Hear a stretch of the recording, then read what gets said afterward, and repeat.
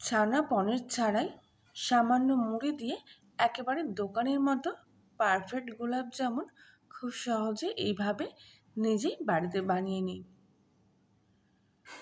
একদম রসালো, পুরো নরম তুলতুলে এই মিষ্টিগুলো। আর তার জন্য প্রথমেই আমি এখানে নিয়েছি 100 গ্রাম মতো মুড়ি। তবে মুড়িটা যেন এরকম শক্ত কুড়মুড়ে থাকে। এবারে এই মুড়িটা আমি মিক্সিং জারের মধ্যে দিয়ে গুঁড়ো করে নেব। আর যদি মুড়িটা আপনাদের নরম হয়ে গিয়ে থাকে তাহলে শুকনো কড়াই একটু ভেজে কুড়মুড়ে করে দেবেন। মুড়িগুলো এখানে সম্পূর্ণভাবে গুঁড়ো করে নিয়েছি। এই দেখুন একদম মিহিভাবে কিন্তু মুড়িটা এখানে গুঁড়ো করেছি। এবারে এই মুড়ির গুঁড়োটা আমি একটা মিক্সিং বোলের মধ্যে নিয়ে নিচ্ছি। এর মধ্যে এবার দিয়ে দেব 2 চামচ মতো আমুলের গুঁড়ো দুধ, আর দিয়ে দেবো একদম সামান্য 1 চুটকি মতো বেকিং সোডা, আর সামান্য একটু এলাচের গুঁড়ো এর মধ্যে দিয়ে দিচ্ছি। লবণ দিলাম না, কেননা মুড়িতে কিন্তু এমনিতেই লবণ থাকে, তাই এক্সট্রা করে লবণ দিলাম না।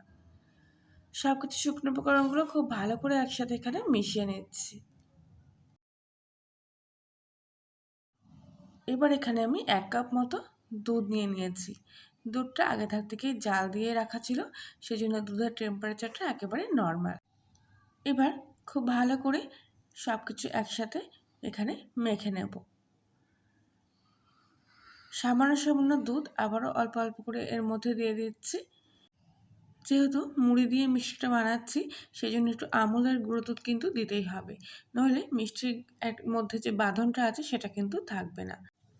আর এমনিতেও গুঁড়ো দুধ দিলে পরে মিষ্টির স্বাদটাও খুব ভালো আসবে। আর এখানে আমি তরল দুধ দিয়ে ডোটা মাখছি। আপনারা চাইলে নর্মাল শুধু জল দিয়েও কিন্তু ডোটা মাখতে পারেন। আর এখানে আমার 1 কাপ যে দুধ নিয়েছিলাম তার থেকে সামান্য একটু বেঁচে গেছে। এবারে এই ডোটা আমি কিছুক্ষণের জন্য ঢাকা দিয়ে রাখছি। ততক্ষণে চিনি শিরা তৈরি করে নেবো মিষ্টির জন্য। আর তার জন্য একটা কড়াইয়ের মধ্যে 1/2 কাপ পরিমাণ চিনি নিয়েছি, আর সঙ্গে নিয়েছি ওই কাপেরই 1 কাপ পরিমাণ মতো জল। চিনির মধ্যে জলটা দিয়ে এবারে খুব ভালো করে চিনিটা জাল দিয়ে নেব। কিছুক্ষণ জাল দিয়ে নেওয়ার পরে চিনিটা জলের সাথে খুব ভালোভাবে মিশে গেছে। এবার এর মধ্যে কিছুটা এলাচের গুঁড়ো দিচ্ছি। এলাচের গুঁড়ো দিলে পরে মিষ্টির গন্ধটা খুব ভালো আসে। যেহেতু মুড়ির মিষ্টি, তাই এলাচের গুঁড়ো দিলে মুড়ির যে গন্ধটা আছে সেটা একদম বোঝাই যাবে না।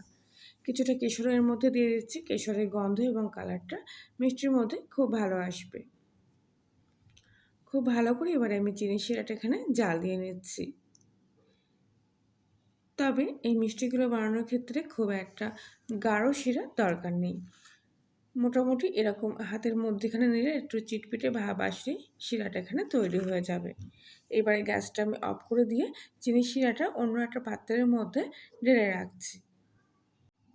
এবারে আগে থেকে রেস্ট করে রাখা মুড়ির ঢাকনাটা খুলে নিলাম। আর হাত দিয়ে এইভাবে দেখাচ্ছি, দেখুন খুব ভালোভাবে কিন্তু সেট হয়ে গেছে।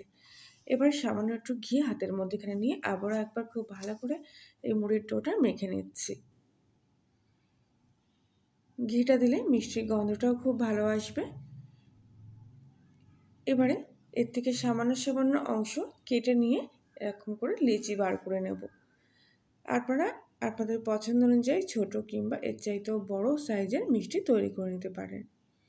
এখানে আমি মাঝারি সাইজের মিষ্টি বানাচ্ছি। এবারে একটা একটা লেচি হাতের মধ্যেখানে নিয়ে আবারও একবার এভাবে ভালো করে বেশ মেখে নিয়ে এবার হাতের মধ্যেখানে এরকম মুঠো করে এক জায়গায় এনে তারপরে গোল করে নেব। এখানে আমি গোল শেপের মিষ্টি বানাচ্ছি। আপনারা যদি লম্বা কিংবা চ্যাপ্টা মিষ্টি বানাতে চান তাহলে সেটাও কিন্তু বানাতে পারেন। প্রত্যেকটা মিষ্টি একইভাবে গোল শেপ দিয়ে আমি বানিয়ে নিয়েছি। প্রত্যেকটা মুড়ির মিষ্টির গাগুলো কিন্তু একেবারে মসৃণ তেলালো। এবারে কড়াইতে কিছুটা তেল উষ্ণ গরম করে নিয়েছি। এবারে একে একে মুড়ির মিষ্টিগুলো আমি তেলের মধ্যে দিয়ে দেব। হালকা গরম তেলের মধ্যে মিষ্টিগুলো দেবেন, একেবারে ফুটন্ত গরম তেলে দেবেন না। এক এক করে মিষ্টিগুলো কিছুক্ষণের মধ্যেই আমি উল্টে পাল্টে দেব, কেননা এক পিঠ না হলে বেশি লাল হয়ে যেতে পারে। আর চামচের ঠিক উল্টো পিঠ দিয়ে এইভাবে একটু ঘুরিয়ে ঘুরিয়ে মিষ্টিগুলো ভেজে নেবেন। যেহেতু আমি এখানে লোহার কড়াইতে ভাজছি, তাই খুব তাড়াতাড়ি কিন্তু মিষ্টির গাটা এখানে লাল হয়ে যাচ্ছে। কড়াই দেওয়ার সঙ্গে সঙ্গে দেখুন কালারটা কত সুন্দর চলে এসছে।